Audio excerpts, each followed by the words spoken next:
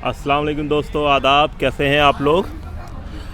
जैसा आप देख रहे हैं, रशिया ने यूक्रेन पे हमला कर दिया है। इसके बाद हिंदुस्तान में भी एक क्राइसिस आ गया है। मतलब जो हिंदुस्तानी बच्चे मेडिकल की पढ़ाई करने के लिए यूक्रेन गए थे, वो वहाँ फंस गए हैं। इसको लेकर तरह तरह की बातें हिंदुस्तान में हो रही है। हिंदुस्तानी मीडिया भी इस चीज़ों को उठा रही है। तो बहरहाल जंग जल्द से जल्द ख़त्म हो जाए, हम ये उम्मीद करते हैं। लेकिन आज जो हम आपके सामने आए हैं, इसकी वजह ये है कि आज हम यहाँ पर एक डॉक्टर साहब से आपको मिलाना चाहेंगे। आम तौर पर अगर आप लोगों ने सोशल मीडिया यूज़ किया होगा, ख़ास कर टिकटॉक, इंस्टाग्राम और फेसबुक, तो उसमें आप डॉक्टर गौहर आज़ाद साहब को आप उसने देखा होगा। तो आज हम डॉक्टर गौहर आज़ाद साहब से बात करने जा रहे हैं। तो वो अभी हमारे साथ हैं और आज मैं उनसे ख़ास मिलने इसी वजह कर आया क्योंकि डॉक्टर साहब ने जो अपनी मेडिकल की पढ़ाई है वो यूक्रेन से ही की है। वहाँ से उन्होंने ग्रेजुएशन और मास्टर्स भी किया है। तो चलिए आपको हम डॉक्टर साहब से मिलाते हैं। बहुत बहुत इस्तकबाल है डॉक्टर साहब आपका। तो ये डॉक्टर साहब से हम आपको बात करवाने से पहले हम डॉक्टर साहब के बारे में आपको बतला दें कि डॉक्टर साहब आबाई तौर पर हमारे ही स्टेट से हैं। इस वजह कर तो हम आपकी जो बातचीत करेंगे वो काफ़ी कई मौजू पे हो सकता है कि डॉक्टर साहब क्या कर रहे हैं आजकल, उन्होंने पढ़ाई कैसे की और उनका आगे का क्या इरादा है। तो डॉक्टर साहब बहुत बहुत इस्तकबाल है हमारे यूट्यूब चैनल पर। बहुत बहुत शुक्रिया, बहुत बहुत शुक्रिया। तो हम चाह रहे हैं आपसे ये जानना कि आपकी जो मेडिकल में रुचि है या आप जो डॉक्टर बने, उसकी शुरुआत पे तो हम बात करेंगे, लेकिन सबसे पहले ये बताइए कि आप टिकटॉक पे वीडियो जो बना रहे हैं उसका मकसद क्या है? टिकटॉक जो पहले तो इसकी शुरुआत मैंने एक शौक़ से ही की थी, जाहिर सी बात है। लेकिन बाद में हमें लोग पूछते थे और जहाँ भी मैं मिलता था लोग कहते थे कि भाई ये आपकी टिकटॉक जो है हमारे पूरे परिवार लोग देखते हैं, ख़ासकर बच्चे बहुत पसंद करते हैं। तो मैंने उनकी बातों पे ज़्यादा ध्यान नहीं दिया, सिर्फ शुक्रिया कहा। लेकिन कुछ फ़ोन हमें यूएसए से भी आए और बहुत से जगह से आए, वो कहते थे कि हमारे बच्चे खाना खाते हैं आपका वीडियो देख के। वाह, क्या तो ये बात मुझे दिल को छू गई। तो मैं बड़े बड़े ज़िम्मेदारियों पे रहा और अभी हूँ। तो मुझे ये लगा कि मैं इन ज़िम्मेदारियों पे रह कर टिकटॉक कैसे बनाऊँ। और बहुत से लोगों ने कहा कि आप शायद ये कहीं ना कहीं आपको मैच नहीं करता है। तो मैंने कहा कि सबसे बड़ा मैच है कि लोग आपको पसंद करें। तो ये मैच जो है ज़िंदगी भर जब तक दुनिया है, आप किसी को प्यार करें, वो आपको प्यार करे, आपकी चीज़ों को पसंद करें, तो इसमें मैच मिसमैच का कोई इश्यूज़ नहीं रहता है। और ये जो चीज़ें लोग पसंद कर रहे हैं, तो मैं अपने इस पोजीशन की वजह से मैं उनको महरूम नहीं रह सकता हूँ इन सब चीज़ों से। तो जैसा आप बता रहे हैं कि ये जो है पसंद वाली बात, तो हम पसंद पे ही आते हैं। तो सबसे पहले हम जो सवाल आपसे करना चाह रहे हैं वो सवाल है कि जो आपकी पसंद एज ए डॉक्टर के तौर पर, मतलब एज ए मेडिकल प्रैक्टिशनर, क्या है उसकी वजह जो आप डॉक्टर बने? जब मैं बहुत छोटा था तो खेल कूद के अलावा मेरी रुचि एक्टिंग में भी रही है और सबसे ज़्यादा मेडिसिन में रही है। तो जब भी मैं ख़ास के हमारे पिताजी के जो दोस्त थे, काफ़ी डॉक्टर लोग थे, तो जब वो घर आते थे तो एक अजीब सी खुशबू होती थी। एक साफ़ सुथरा इंसान एंजल की तरह आता था घर में। तो मुझे लगता था कि ये लोग फरिश्ते लोग हैं, और जैसे बच्चे सोचते हैं। और ये फरिश्ता आता है जब कोई प्रॉब्लम में होता है तो लोगों की मदद करता है, और सारे लोग उस फरिश्ते की तरफ उम्मीद की तरह की किरण की तरह देखते हैं। तो तभी से एक शौक़ मेरे अंदर जो है जग गया कि मुझे अगर आगे बड़ा होकर कुछ बनना है तो डॉक्टर बनना है। कम से कम मैं लोगों की खिदमत तो कर सकूँगा, लोगों के काम तो आ सकूँगा, और इस प्रोफेशन को जो हमारी पैशन थी, इसको मैं कहीं ना कहीं एंजॉय कर सकूँगा।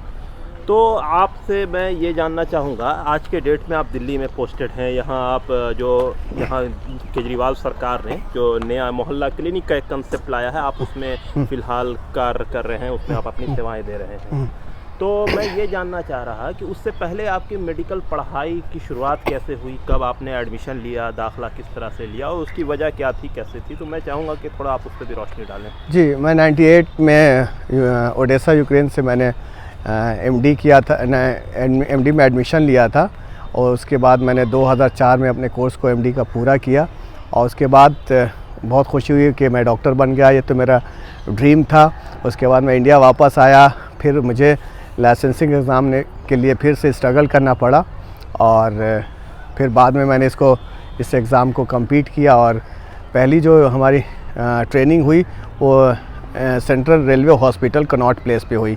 तो वहाँ पे मैंने दिन रात काम किया। इवन कि मैं उस वक्त बैचलर था और मेरी फैमिली नहीं थी दिल्ली में, तो मुझे काम करने का बहुत ज़्यादा मौका मिला। मतलब अगर 3-4 बजे छुट्टी हो जाती थी उसके बावजूद भी मैं वहाँ पे कैंटीन में खाना खाता था और वहीं पे शेल्टर ले रखा था एक तरह से। और सारे सीनियर्स लोग जो हैं, डॉक्टर्स लोग हमें बहुत ज़्यादा प्यार करते थे और लोगों ने बहुत कुछ मुझे सिखाया और पेशेंट्स ने भी बहुत कुछ सिखाया मेरे को। उसके बाद मैं जीबी पंत हॉस्पिटल ज्वाइन कर लिया। उसके वहाँ भी मुझे काफ़ी सीखने को मिला। वो एक सुपर स्पेशलिटी हॉस्पिटल है, वहाँ मैं न्यूरो डिपार्टमेंट में था। उसके बाद मैं डॉक्टर टंडन जो है गैस्ट्रो के डायरेक्टर हुआ करते थे PSRI हॉस्पिटल में, तो मैं उनसे काफ़ी मुतासिर था। फिर मैं उनको जाके मिला और कहा कि सर मैं ऐसा मैंने MBBS कर रखा है और मैं जीबी पंत हॉस्पिटल में हूँ और मैं आपके साथ ज्वाइन करना चाहता हूँ, आपकी टीम में मैं आपका बहुत बड़ा फ़ैन हूँ। तो उन्होंने कहा कि फ़ैन तो हो तो ठीक है, लेकिन तुम्हें इंटरव्यू देना होगा, HR में जाके पता करना होगा। और किसी तरह उन्होंने मुझे अपनी टीम में रखा। ये मेरा सौभाग्य था और एक तरह से उन्होंने मेरे को अडॉप्ट ही कर लिया। और फिर मैं एक बार अचानक सर को बोला कि सर मुझे पैसा कमाने का शौक़ है। तो उन्हें वो बहुत हंसे, बोले कि हाँ कमाना, ईमानदारी से कमाओ। तो मैंने कहा नहीं मुझे फ़ास्ट कमाना ना थोड़ा।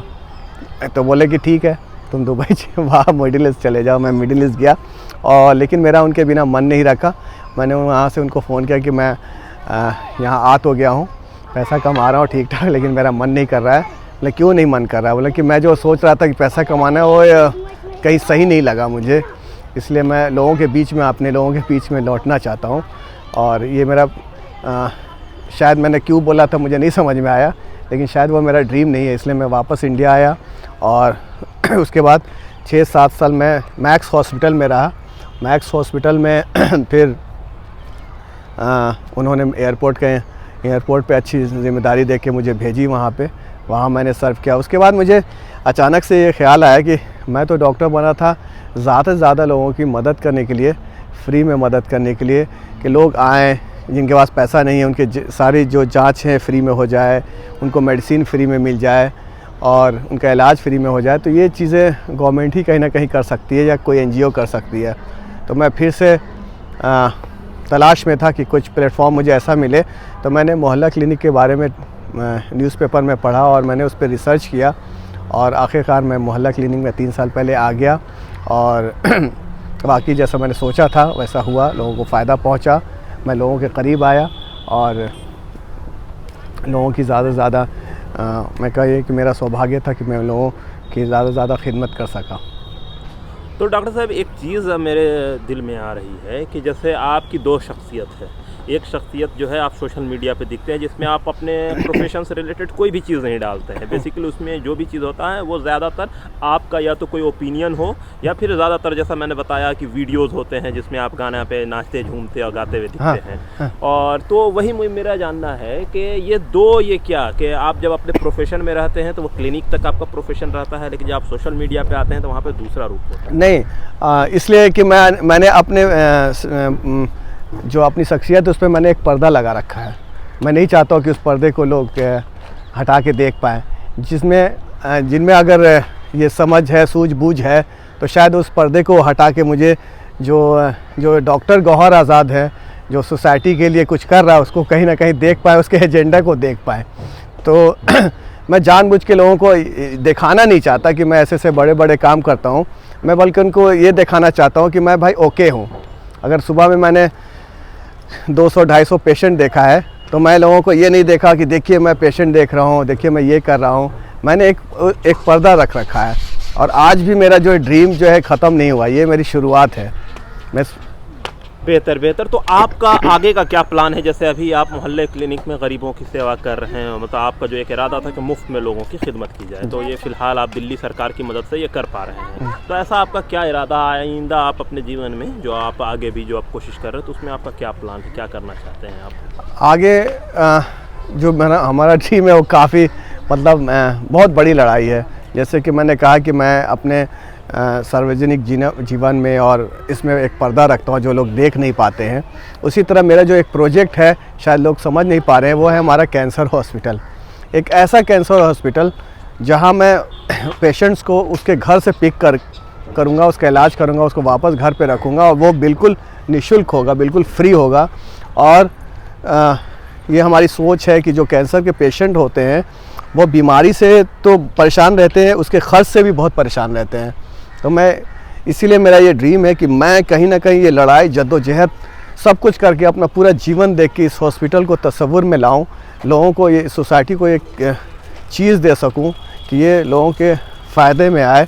और वहाँ पे जब पेशेंट्स के इलाज चल रहे हों, उनके परिवार वाले या ख़ासकर बच्चे हों, अगर महीना 2 महीना अगर उनके परिवार के लोग का ट्रीटमेंट हो रहा है तो वो 2-3 महीना वहाँ पे पढ़ाई भी कर सकें। तो ये एक बिल्कुल एक अलग जो प्रपोज़ल मैंने तैयार किया है। मेरी लड़ाई एक्चुअली वो है कैंसर हॉस्पिटल। जिसको लोग समझे या ना समझे, इस लड़ाई को मैं जीत में तब्दील के लिए अपने पूरे जीवन देना चाहूँगा। तो फिलहाल जैसा आपने बताया कि आपका ड्रीम प्रोजेक्ट एक कैंसर हॉस्पिटल है और उस हॉस्पिटल के साथ आप ये कोशिश करेंगे कि लोगों को मुफ्त में इलाज मिले, उनके बच्चे जो अगर हों तो उनके लिए वहाँ पे स्कूलिंग का भी इंतज़ाम हो ताकि वो वहाँ पे पढ़ाई कर सकें, उनकी पढ़ाई नहीं रुके। तो ये तो बहुत अच्छी बात है, लेकिन इसके कामयाब बनाने के लिए, इस ड्रीम को के लिए अभी तक आपकी क्या कोशिश हुई है, इस सिलसिले में अगर आप बताएं। हाँ, अभी तक तो जो है कि जो हमारी ख़ानदानी ज़मीन है जो हमारे हिस्से में आती है, तो मैं चाहूँगा कि उस ज़मीन को मैं इस कैंसर हॉस्पिटल में इस्तेमाल कर सकूँ। बाकी जो इसके जो बजट्स हैं, शायद जो बिल्डिंग बनाने में, इक्विपमेंट ख़रीदने में और जितने भी इसके खर्च हैं, तो मैं इसके लिए मैं एक प्लानिंग ये बना रहा हूँ कि मैं अब इसके बाद लोगों के बीच में जाना चाहता हूँ, क्योंकि मैं इतना बड़ा आदमी नहीं हूँ, मैं एक छोटी सी नौकरी करता हूँ, है ना। और मैं इसमें किसी की मदद नहीं लेना चाहता, मतलब अपने ख़ानदानी या किसी चीज़ों का, प्रॉपर्टियों का मदद नहीं लेना चाहता। मैं जनता के लिए कर रहा हूँ और मुझे कोई शर्म नहीं है। मैं किसी के सामने कोई चीज़ मांगने के लिए बहुत शर्मिंदगी होती है कि मैं किसी से कहूँ भाई 10 रुपया दो, आप मांगेंगे? नहीं मांगेंगे। इसके लिए एक बहुत बड़ी हिम्मत चाहिए।